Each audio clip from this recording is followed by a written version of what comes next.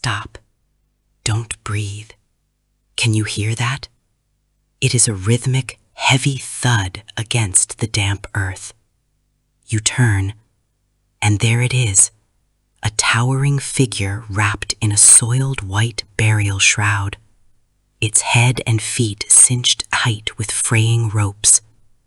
The fabric is stained with the soil of a fresh grave. It does not walk.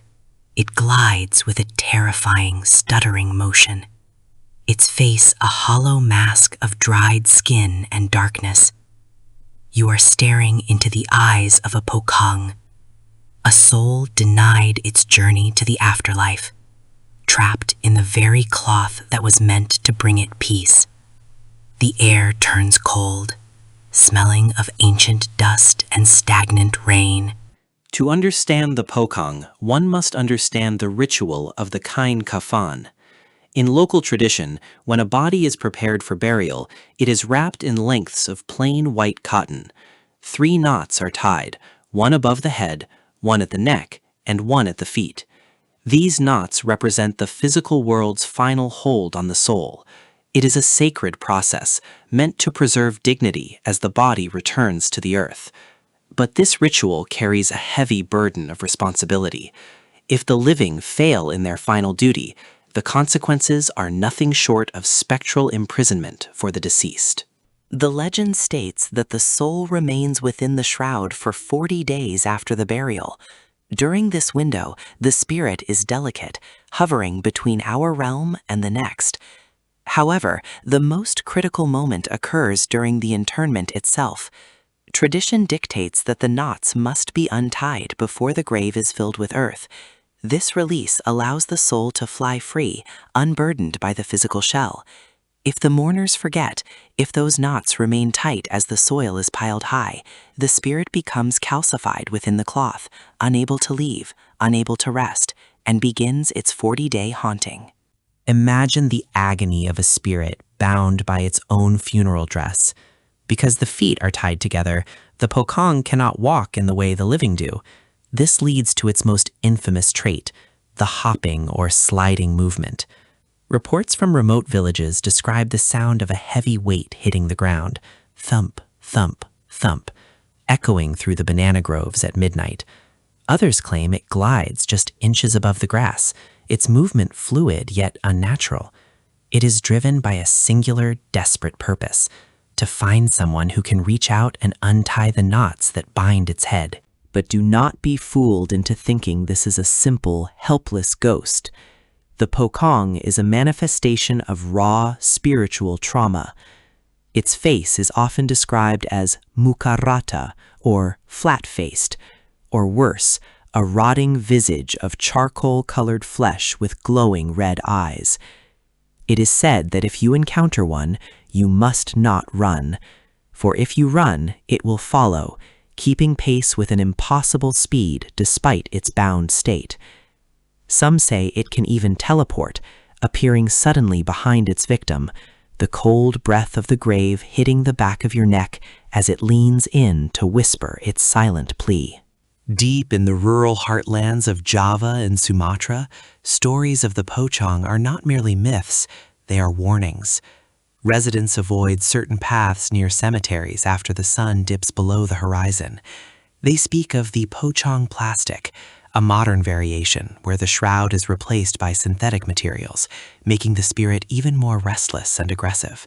The folklore suggests that the Pocong is most active under the Kliwon Friday, a night when the veil between the physical and the metaphysical is at its thinnest. On these nights, the earth itself seems to breathe with the weight of the forgotten. One famous account tells of a village guard who fell asleep on duty. He woke to the sound of a soft scraping against the wooden floorboards.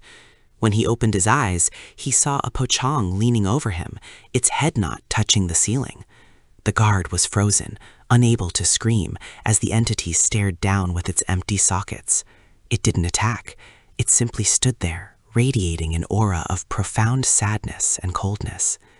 This is the duality of the Pocong. It is a terrifying monster, yes, but it is also a victim of human negligence, a soul begging for the finality of death. Scientists and skeptics often point to sleep paralysis or the fear of the dark as explanations for these sightings.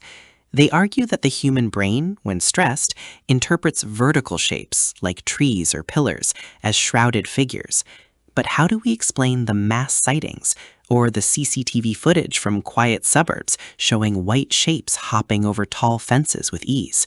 There is a visceral, cultural memory attached to the Pocong that transcends mere hallucination. It is a fear rooted in the transition from life to death, and the terror that we might never truly leave our bodies behind. In the presence of a Pocong, witnesses report a distinct set of physical sensations. First, the air becomes cloying, like the smell of a stagnant pond. Then, a high-pitched ringing fills the ears, drowning out the sounds of the night insects. Some claim the Pocong can knock on doors using its head, a dull thumping sound that resonates through the wood. If you ever hear 3 slow knocks at midnight, followed by the smell of wet earth, do not open the door. The entity may be seeking entry into its former home, looking for the bed where it once slept. The only way to banish a Pocong is to do what should have been done at the start: untie the knots. But who among us has the courage to approach a rotting corpse spirit and touch the cloth of the dead? Legend says that if you successfully untie the knots, the spirit will vanish instantly, leaving behind only a pile of old cotton and the smell of jasmine. Some even believe that the person who frees a Pocong will be blessed with good fortune or spiritual sight. Yet most choose to run, leaving the spirit to wander its 40 days until it eventually fades into the ether, exhausted and alone. As we modernize, the legend of the Pocong evolves but never disappears. It haunts our movies, our digital screens, and our nightmares. It serves as a grim reminder of our mortality and the importance of our final rites. The white shroud is not just a garment, it is a boundary, and when that boundary is breached, the nightmare begins. Whether you believe in the supernatural or not, the next time you walk past a cemetery at night and hear a soft thump behind you, do not look back.